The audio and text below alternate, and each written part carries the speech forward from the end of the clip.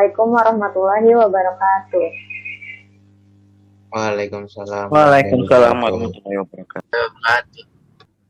Nah, tolong dong kameranya di on dulu, kita absen dulu.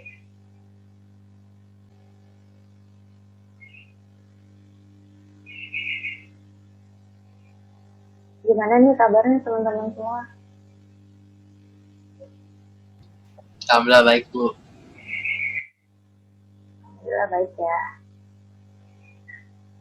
Sebelum mulai, lebih baik kita berdoa terlebih dahulu. Silakan Evan, pimpin doa. Baca doa dalam hati, dimulai. Selesai. Memberi salam. Assalamualaikum warahmatullahi wabarakatuh. Waalaikumsalam warahmatullahi wabarakatuh.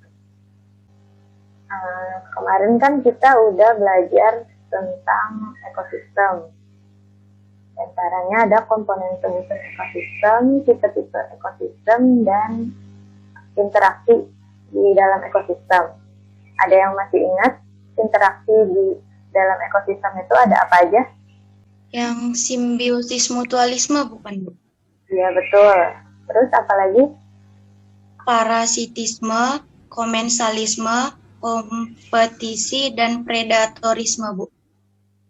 Ya, nah hari ini kita lanjut ke materi ekosistem yang selanjutnya. Ini ada hubungannya sama interaksi makhluk hidup di ekosistem. Ya, hari ini kita lanjut ke materi ekosistem. Nah, di sini ada gambar. Ada yang tahu ini gambar apa? Rantai makanan bukan, Bu? Kurang tepat. Ada Jaring-jaring kehidupan. apa? Jaring-jaring kehidupan. Jaring-jaring kehidupan. Yang lain? Nah, ini itu gambar jaring-jaring makanan pada suatu ekosistem. Kira-kira kalau gambarnya gini, ini jaring-jaring makanan di ekosistem apa nih? Sawah. Iya, sawah. Nah, tadi juga ada yang nyebutin rantai makanan. Terus bedanya rantai makanan sama jaring-jaring makanan itu apa sih? Coba siapa yang tahu bedanya rantai makanan sama jaring-jaring makanan itu apa? Hari ini kita akan membahas aliran energi.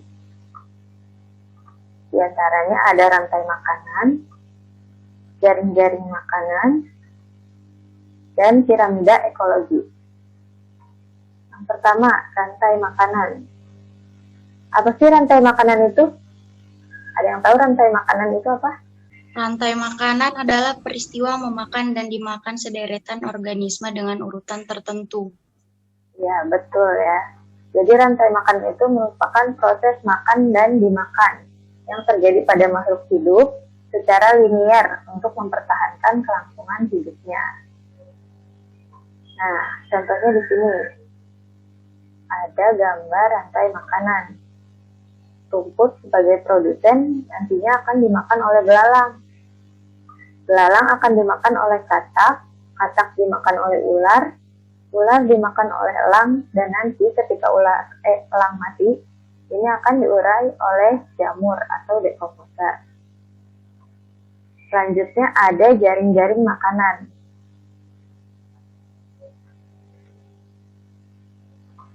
Nah, jaring-jaring makanan ini merupakan kumpulan dari beberapa rantai makanan yang saling berhubungan. Jadi, bedanya jaring-jaring makanan sama rantai makanan apa? Ada yang tahu? Kalau rantai makanan tuh hanya makan satu jenis organisme saja. Iya, betul. Iya nggak, Bu? Iya, betul. Jadi, kalau rantai makanan itu dia linier atau lurus aja gitu. Lurus aja. Rumput dimakan belalang, belalang dimakan katak, katak dimakan ular, ular dimakan elang mati diurai oleh jamur. Jadi dia cuma lurus aja gitu. Beda sama jaring-jaring makanan. Jaring-jaring makanan ini merupakan kumpulan dari rantai makanan. Jadi si rantai makanan itu merupakan bagian dari jaring-jaring makanan. Nah, jaring-jaring makanan ini membentuk lingkungan di mana komponen-komponen penyusunnya itu berada. Seperti ini, jaring-jaring makanan pada ekosistem sawah. Nih, di sini ada padi sama tumbuhan. Padi dimakan oleh tikus, dimakan juga oleh belalang, dimakan juga oleh ulat. Jadi nggak cuma satu nih, dia dimakan oleh berbagai macam organisme. Begitupun juga pohon dimakan oleh ulat, dimakan oleh belalang. Nah, sama belalang, ulat, dan tikus itu tuh dimakan oleh macam-macam organisme. Misalkan tikus dimakan oleh ular, dimakan oleh elang. Jadi nggak cuma satu, tapi dia membentuk jaring karena nggak cuma satu arah gitu, tapi ke berbagai arah. Selanjutnya itu ada piramida ekologi. Piramida ekologi itu merupakan susunan tingkatan trofik secara berurutan menurut rantai makanan atau jaring-jaring makanan dalam suatu ekosistem. Nah, di piramida ekologi itu ada piramida jumlah, piramida biomasa, dan piramida energi. Yang pertama kita masuk ke piramida jumlah. Piramida jumlah ini menggambarkan jumlah individu pada setiap tingkatan trofik. Contohnya seperti ini. Tingkatan trofik pertama, kedua, ketiga, dan trofik keempat. Nah, di sini jumlah tingkatan trofik pertama atau produsen ini akan lebih banyak daripada tingkatan trofik kedua atau konsumen tingkat satunya. Begitu juga tingkatan trofik ketiga atau konsumen tingkat 2 ini akan lebih banyak dibandingkan tingkatan trofik keempat atau konsumen ketiga. Ada yang tahu kenapa kayak gitu? Kenapa si tingkatan trofik 1 atau produsen ini harus lebih banyak dari konsumen primernya? Ada yang tahu kenapa? Karena produsen yang menghasilkan makanan bagi konsumen. Iya betul, karena produsen yang menghasilkan makanan. Kalau produsennya lebih sedikit, konsumennya ini nggak akan kebagian. Berarti nanti ekosistemnya nggak akan seimbang. Itu. Selanjutnya ada piramida biomasa. Piramida biomasa ini menggambarkan berat atau masa kering total organisme hidup dari masing-masing tingkatan trofiknya. Nah, seperti ini. Biasanya rata-rata berat kering di produsen ini akan lebih besar atau lebih berat daripada rata-rata berat kering konsumennya, sehingga membentuk piramida kerucut ke atas seperti ini. Tapi pada ekosistem akuatik berbeda. Pada ekosistem akuatik, piramidanya ini justru berbentuk terbalik. Ada yang tahu kenapa? Karena biomasa konsumen lebih besar daripada biomasa produsen. Ya betul. Kenapa bisa konsumennya lebih besar? Sementara di ekosistem terestrial, konsumennya justru lebih kecil daripada ini ekosistem akuatik. Jadi kenapa pada ekosistem akuatik ini bentuknya kerucut terbalik, beda dengan ekosistem terestrial atau daratan, karena berat produsennya lebih rendah atau lebih kecil dibanding berat konsumennya. Karena kan kalau di laut itu produsennya itu fitoplankton, makhluk-makhluk mikroskopik. Nah, di lautan bebas, kalau misalkan di total berat produsennya itu akan lebih kecil dibanding berat ikan-ikan yang besar ini. Gitu. Jadi kenapa piramida akan lebih kecil? Jadi kenapa piramidanya ini berbentuk terbalik? Gitu. Selanjutnya masuk ke piramida energi. Piramida energi ini menggambarkan terjadinya penurunan energi pada tiap tingkatan trofik. Gambarnya seperti ini. Ada yang bisa jelasin?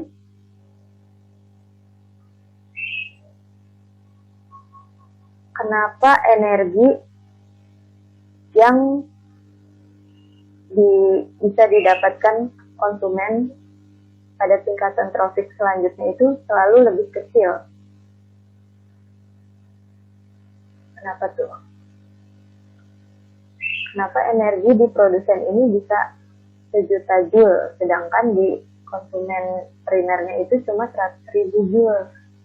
Ada yang tahu? Kenapa seperti itu? Coba.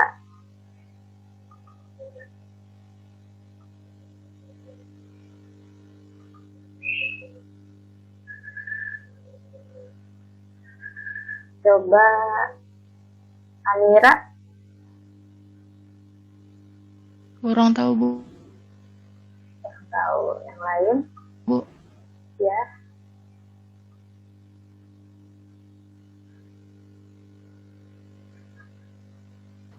Ibu, maaf Bu, itu di gambar yang ininya ada hitam-hitam yang ngalangin teksnya gitu. Mana?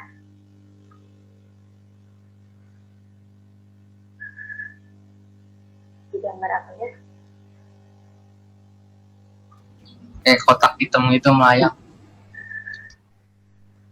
Oh iya. Itu sensor BD pun. Sudah ada yang tahu?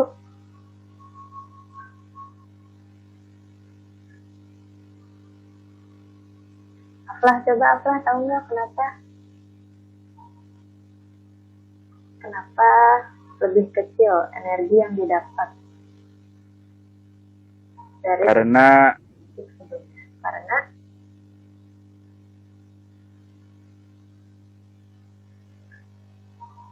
karena apa tuh? Lanjutin.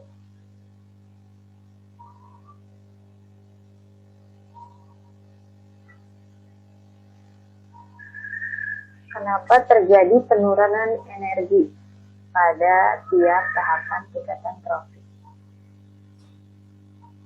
Dari 1 juta ke 100.000, dari 100.000 ke 10.000, ke 1.000, ke 100. Kenapa terjadi penurunan di piramida energi ini?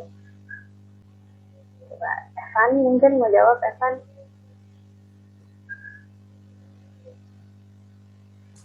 Kurang tahu. Ibu, Ya,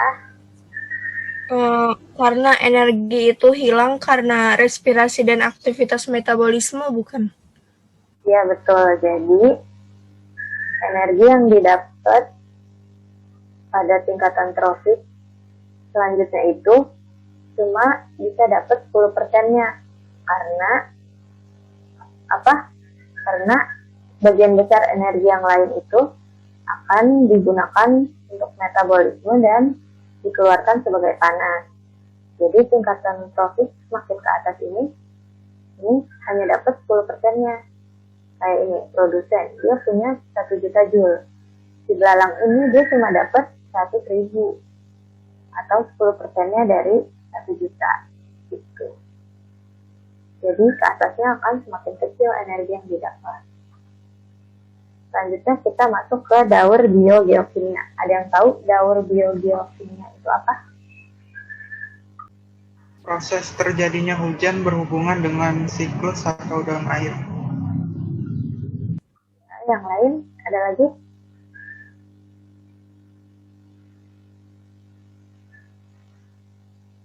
Ada lagi yang tahu?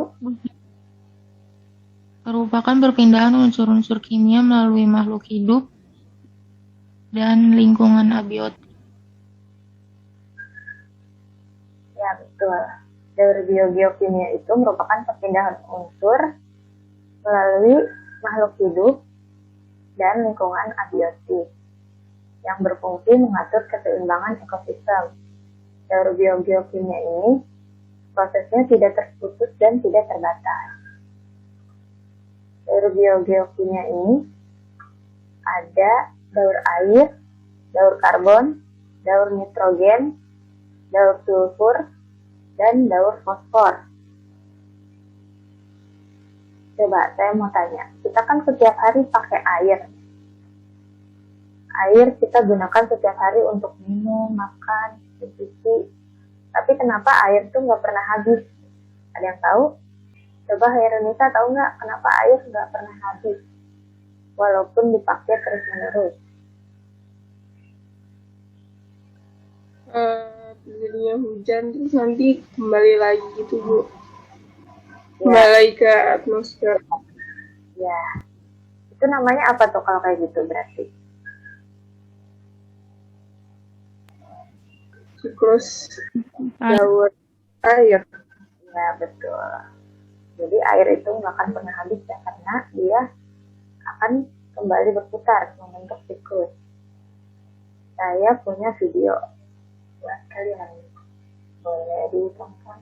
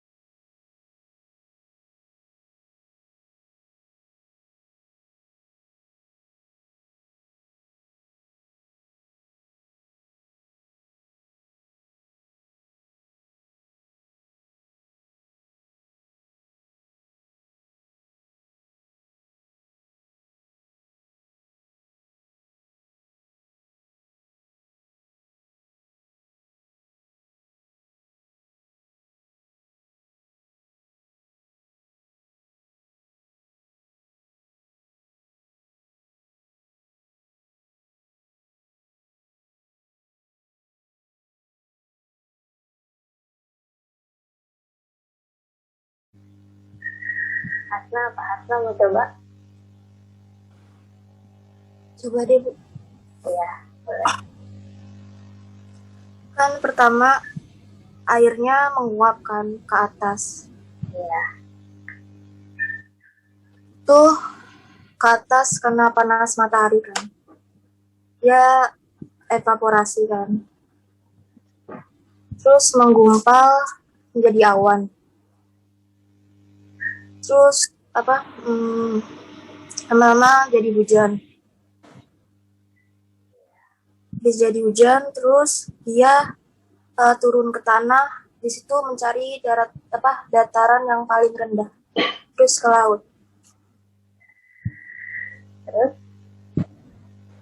Apa? nggak? Siklus itu berputar nggak? Berputar. Jadi gitu ya, betul kata Hasna tadi. Nah, selanjutnya kita masuk ke daur karbon. Ada yang bisa jelasin siklus karbon atau daur karbon ini seperti apa? Ada yang bisa? Atau ada yang tahu? Ya, jadi daur karbon itu dimulai dari karbon di udara. Di atmosfer itu terdapat sekitar 0,03% senyawa karbon anorganik, yaitu CO2, yang berasal dari respirasi makhluk hidup, aktivitas industri, dan aktivitas gunung berapi. Nah, senyawa karbon anorganik ini nantinya akan diserap oleh produsen baik di darat maupun di lautan dan diubah menjadi senyawa karbon organik melalui proses fotosintesis. Nah, proses fotosintesis ini nantinya menghasilkan oksigen yang akan dilepaskan ke udara dan juga menghasilkan karbohidrat yang akan digunakan oleh hewan dan manusia sebagai makanannya. Nah, dari sini karbon dioksida ini akan kembali lagi ke udara. Nah, nantinya hewan dan manusia dan juga tumbuhan yang mati akan diuraikan oleh dekomposer dan melepaskan kembali karbon dioksida ke udara. Nah, sisa-sisa makhluk hidup ini nantinya akan tertimbun lama di tanah dan akan menjadi bahan bakar fosil seperti batu bara dan minyak bumi yang akan digunakan oleh industri yang hasil pembakarannya akan melepaskan karbon ke udara. Begitu juga dengan makhluk hidup di lautnya. Selanjutnya, kita masuk ke daur nitrogen. Ada yang tahu? Ada yang bisa jelasin daur nitrogen itu seperti apa prosesnya? Pengertiannya apa, Rahniza? Pengertiannya, daur nitrogen adalah suatu proses konversi senyawa yang mengandung unsur nitrogen menjadi berbagai macam bentuk kimiawi yang lainnya. Ya, betul. Prosesnya saya akan mau menjelaskan. Amira, coba Amira. Proses daur nitrogen. Salah, nggak apa-apa kan, Bu? Iya, nggak apa-apa. Pertama, daur nitrogen diawali dengan transfer nitrogen anorganik berupa gas nitrogen N2. Terus, proses kedua, fiksasi nitrogen seperti yang disebutkan di tahap pertama. Proses pembentukan amonium disebut dengan amonifikasi. Terus, proses nitrifikasi. Udah nggak tahu lagi. Jadi daur nitrogen itu dimulai dari nitrogen di udara. Nitrogen di udara ini tidak bisa langsung digunakan oleh hewan dan manusia. Nitrogen di udara ini harus melalui proses fiksasi nitrogen oleh tumbuhan. Biasanya pada akar tumbuhan polong-polongan atau kacang-kacangan itu terdapat bintil akar yang mengandung bakteri Rhizobium. Bakteri Rhizobium ini akan mengikat nitrogen atau memfiksasi nitrogen. Selanjutnya, nitrogen akan diubah menjadi nitrit dan nitrat oleh bakteri nitrifikasi. Selanjutnya, akan diserap oleh tumbuhan dan diubah menjadi protein. Nantinya akan dimakan oleh konsumennya. Nah, nanti nitrogen ini akan menyebar melalui rantai makanan.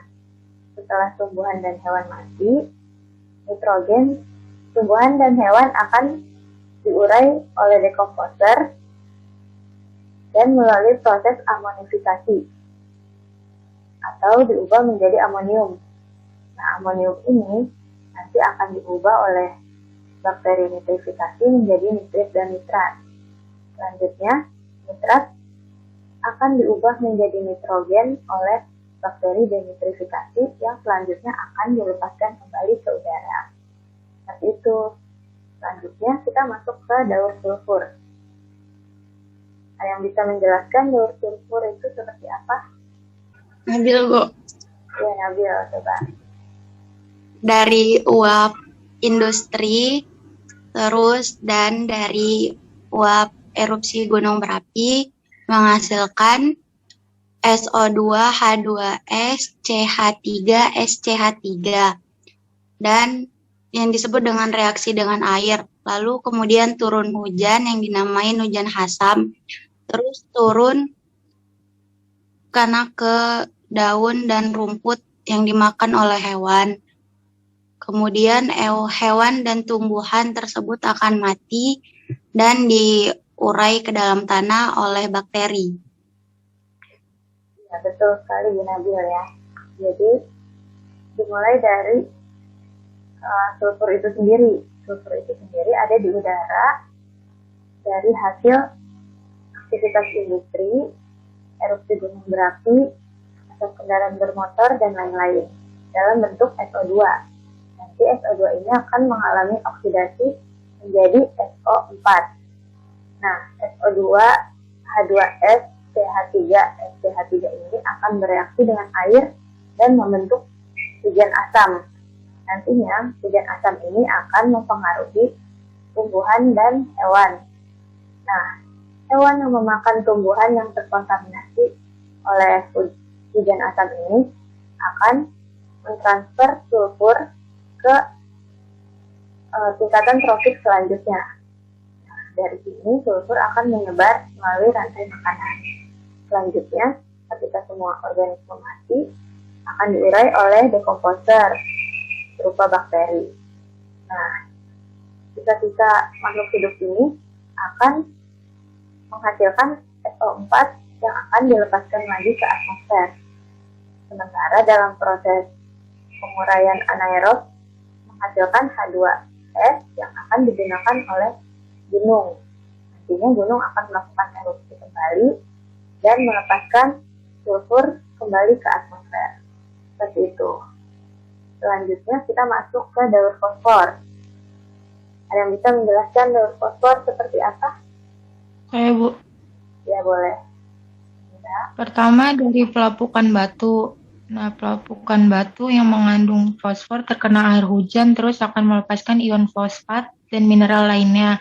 Terus ion sama mineralnya diserap sama tanaman dan hewan. Terus kalau hewannya udah mati diuraikan oleh dekomposer. Terus proses daun fosfat diserap tanaman. Fosfor yang terkandung dalam air akan terus berjalan siklusnya hingga menjadi sedimen dan menuju ke lautan. Ya, betul sekali. Jadi daur fosfor ini tidak melalui atmosfer karena hanya di seputar daratan dan perairan saja.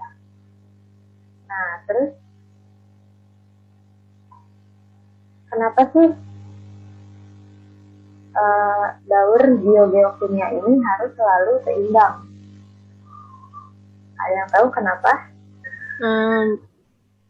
Mungkin karena mempengaruhi kehidupan di bumi ya, Bu.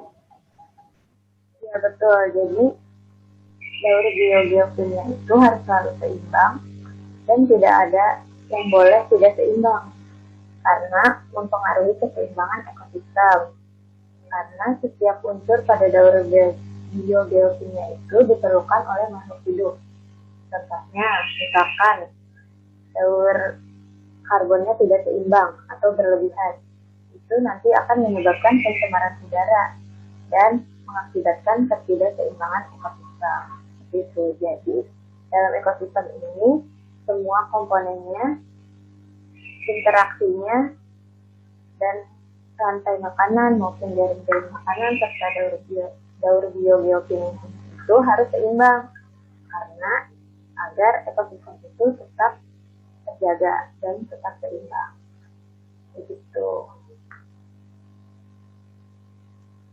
Baik, kita akhiri pembelajaran hari ini dengan mengucapkan hamdalah bersama. Alhamdulillahirabbil alamin. Kita tutup pembelajaran hari ini. Kurang lebihnya mohon maaf. Billahi taufiq wal khairat. Wassalamualaikum warahmatullahi wabarakatuh. Waalaikumsalam Waalaikumsalam warahmatullahi wabarakatuh.